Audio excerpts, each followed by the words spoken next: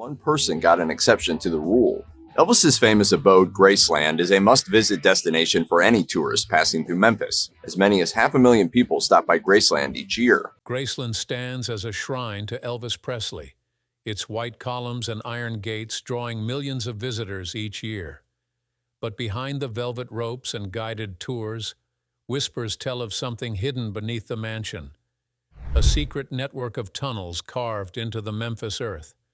Some say Elvis built them to escape fans, others that they sheltered his most private treasures. Over time, rumor became legend, and legend became fuel for viral stories online. Could there truly be an underground world beneath Graceland, or is this just another chapter in the legend of the king? Let's find out. Origin of Tunnel Whispers. The tunnel story didn't appear out of nowhere. Like many Elvis legends, it began as a whisper and grew into something larger, shaped by fans, fueled by curiosity, and amplified by the internet. The first seeds were planted decades ago, when visitors to Graceland speculated about the areas they weren't allowed to see. The mansion's upstairs has always been off-limits, sealed since the day Elvis died in 1977. Add to that the mystery of closed doors, locked rooms, and basement levels beneath the estate, and it was only a matter of time before speculation filled the gaps.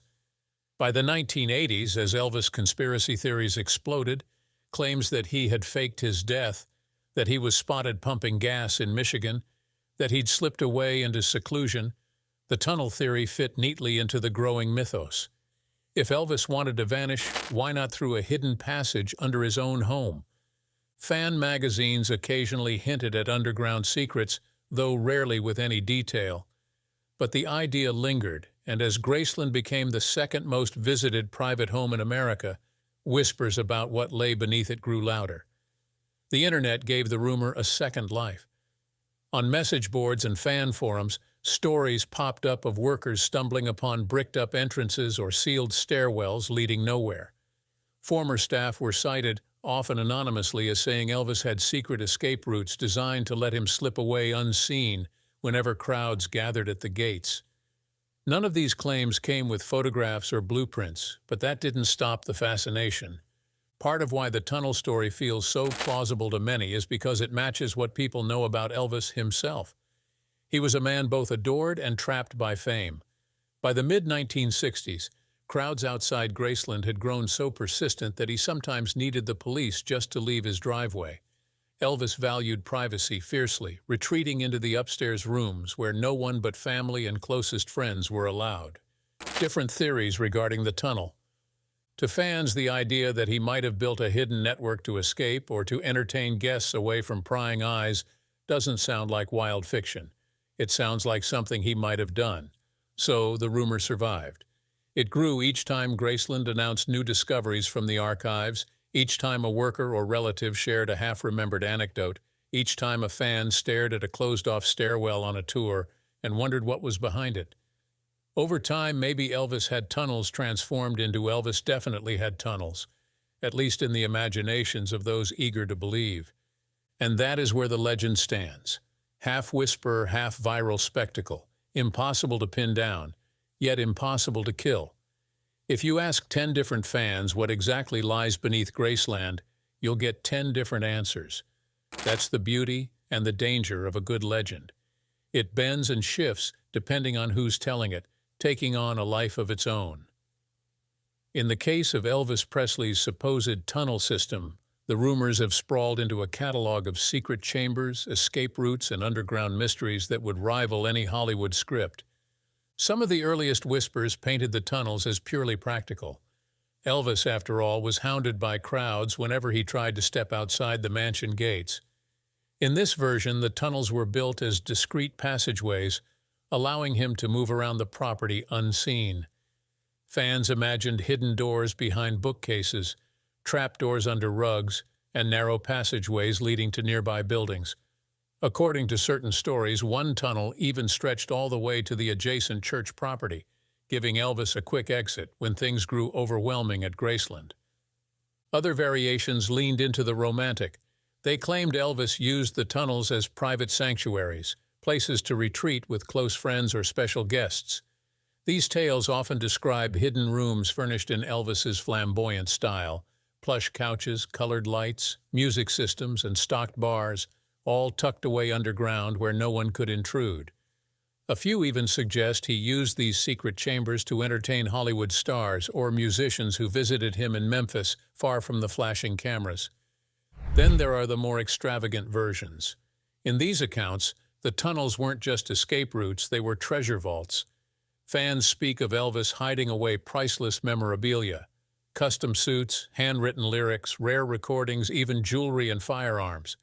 Some narrators claim workers stumbled upon sealed vaults, their walls lined with dust-covered trunks and unopened crates. The implication is irresistible. Somewhere beneath Graceland lies an untouched time capsule, waiting to reveal another side of the king. One of the most repeated claims is that Lisa Marie Presley, Elvis's only child, supposedly uncovered one of these sealed rooms during renovations or estate maintenance. Videos circulate suggesting she found documents and possessions kept secret for decades. Some go further still, hinting at FBI files stored underground or footage Elvis never wanted the public to see. None of these claims are backed by evidence, but that hasn't stopped them from spreading with every retelling. There's also the idea that tunnels extended beyond Graceland, reaching other properties Elvis owned or frequented. One persistent rumor says there was a passage leading to a nearby studio, allowing him to record in secret. Another suggests a tunnel connected to a hospital where Elvis could receive treatment away from the public eye. These stories are tantalizing precisely because they weave themselves so neatly into known facts. Elvis did spend much of his later years battling health issues, and he did record privately at times. To believers, tunnels make those realities more dramatic, almost cinematic. And then there's the wildest claim of all, that the tunnels played a role in Elvis's supposed escape from fame itself.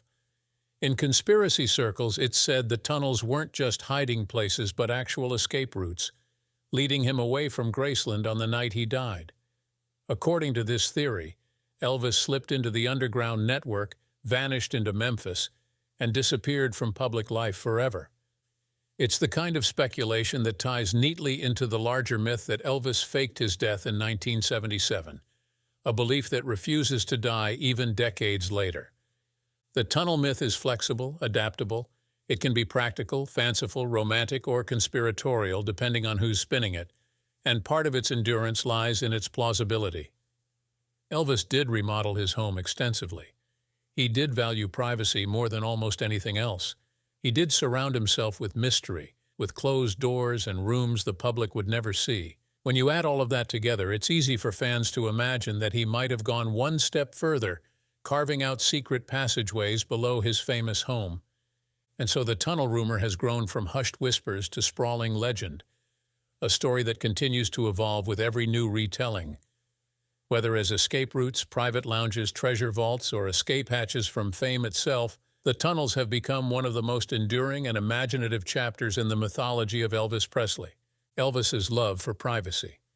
If the tunnel rumors feel believable to so many fans, it's because they fit seamlessly into what we already know about Elvis Presley. For all his charisma on stage, Elvis was a man who valued seclusion. He adored the spotlight when he could control it, but off stage he often craved walls, barriers, and places where the world couldn't reach him. Graceland itself was the ultimate expression of that desire. When Elvis purchased the mansion in 1957, he wasn't just buying a home, he was buying distance. At 22 years old, he was already one of the most famous men alive. Crowds trailed his every move, fans camped outside his house in hopes of catching a glimpse, and photographers shadowed him at gas stations and diners. The elegant white-columned home in Memphis was meant to be a sanctuary, a place where he could shut the gates and shut out the noise. But even within Graceland, privacy was something Elvis guarded fiercely. The upstairs of the mansion is the most famous example. From the day Elvis died in August 1977, those rooms were sealed and have never been opened to the public. Only family and a handful of trusted insiders had ever been allowed up there when Elvis was alive. The upstairs was his domain, his bedroom, his office, his dressing area. It was where he lived on his own terms, away from gawking eyes, even away from most visitors. To fans touring the house today, that locked staircase has become a symbol of mystery. If Elvis was willing to guard one part of Graceland so closely, could he have guarded others that remain invisible beneath the surface? His remodeling choices also feed the speculation. Elvis was constantly changing the layout of Graceland. He added the famous jungle room with its shag carpeting and Polynesian decor. He had a racquetball court built, a pool installed, a meditation garden created. To those who believe in the tunnel theory, these additions suggest a man who wasn't afraid to modify his home to fit his lifestyle. If he could transform a living room into a tropical jungle, why couldn't he carve out secret passageways underground? Stories from friends and family reinforce the idea of a man who loved his space. Elvis often retreated to private areas of the house, limiting who could see him during certain times. He surrounded himself with the Memphis Mafia, a loyal circle that doubled as gatekeepers to his personal world. For outsiders, even those standing at the gates of Graceland, Elvis was out of reach. It's no wonder fans imagined he might have gone further, creating literal underground routes to protect that privacy. There's also Elvis's lifelong struggle with fame itself.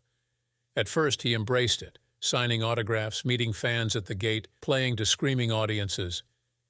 But as the years passed, the attention became exhausting. By the 1970s, Elvis rarely ventured far from Graceland. He traveled for tours, yes, but his home had become a fortress where he could control his surroundings. Fans gathered outside in such numbers that police were often called to manage traffic. In that environment, the idea of an escape hatch, an unseen door leading to freedom, feels less like fantasy and more like a natural extension of his need for solitude.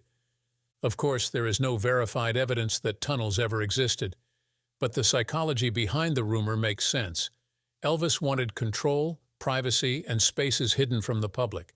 He built Graceland into a sanctuary designed for comfort and secrecy. In that light, the notion of underground passageways seems to reflect not just wild fan imagination, but something deeper. The enduring image of a man who was both everywhere and unreachable, a superstar who spent his life trying to keep the world at bay. And that is why, to this day, when people hear about tunnels beneath Graceland, they don't dismiss it out of hand. They nod, smile, and say, "Yes, that sounds exactly like Elvis." What is actually beneath Graceland? For all the whispers about passageways and underground vaults, the truth of what lies beneath Graceland is both more ordinary and in some ways more fascinating than the rumors suggest. The mansion does have lower levels. It isn't floating on air or perched on solid stone. But what exists down there is not the labyrinth of tunnels described in viral videos. It's a mixture of basements, storage rooms, and utility spaces, each with a role in keeping the famous estate running. Graceland's foundation was laid in 1939, nearly 2 decades before Elvis bought it. Like many homes built in that period, it included a modest basement level. Over the years, as Elvis renovated and expanded the property, the basement became a functional space. Family members recall laundry areas, storage rooms, and mechanical equipment tucked away down there. Visitors who've toured parts of the basement on rare occasions, usually as part of special exhibits, describe walls lined with memorabilia, a TV room, and sections converted into practical living spaces. That reality helps explain why the tunnel legend thrives. If fans on a standard tour catch even a glimpse of a closed-off stairwell or hear about sealed rooms underground, their imaginations run wild. A locked door is never just a locked door at Graceland. It's a portal to something hidden, something only Elvis knew about. There's also the storm shelter. Memphis, sitting squarely in tornado country, has long made underground shelters a necessity. Graceland had such a space, designed not for secrecy but for safety. For believers in the tunnel myth, though, this single fact often becomes exaggerated. A shelter for storms becomes a chamber for hiding. A simple stairway becomes the entrance to a sprawling system of passages. In stories passed from one fan to another, necessity morphs into mystery. Graceland's basement also played host to Elvis's private world.